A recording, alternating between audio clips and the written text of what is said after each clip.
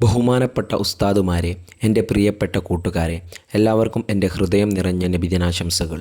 ഈ മഹത്തായ നബിദിനാഘോഷത്തിൽ നിങ്ങളോട് ഒരു ചെറിയ പ്രസംഗം പങ്കുവെക്കാൻ അവസരം ലഭിച്ചതിൽ ഞാൻ ഏറെ സന്തുഷ്ടനാണ്. അല്ലാഹു തആല പരിശുദ്ധ ഖുർആനിൽ ഇപ്രകാരം പറയുന്നു: തീർച്ചയായും അല്ലാഹുവിൻ്റെ ദൂതനിൽ നിങ്ങൾക്ക് ഉത്തമ മാതൃകയുണ്ട്. ആ ഉത്തമ മാതൃകയുടെ ജന്മദിനമാണ് നാം ആഘോഷിക്കുന്നത്. എന്താണ് ആ മാതൃകയുടെ പ്രത്യേകത? അതാണ് സ്നേഹവും കാരുണ്യവും.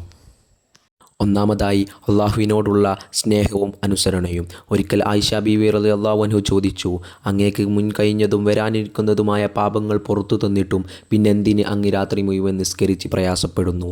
അപ്പോൾ പ്രവാചകൻ മുഹമ്മദ് മുസ്തഫ സല്ലല്ലാഹു അലൈഹി വസല്ലമ തങ്ങൾ പറയുന്നു: ഞാൻ നന്ദിയുള്ള അടിമയാകേണ്ടേ?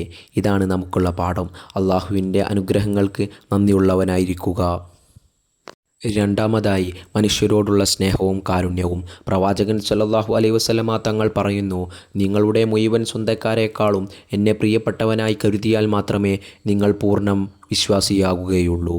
അദ്ദേഹം ജാതി മതമൊന്നും നോക്കാതെ എല്ലാവരോടും സ്നേഹം കാണിച്ചു. അന്ധകാരത്തിലായിരുന്ന ലോകത്തിനു അദ്ദേഹം പ്രകാശം പകർന്നു.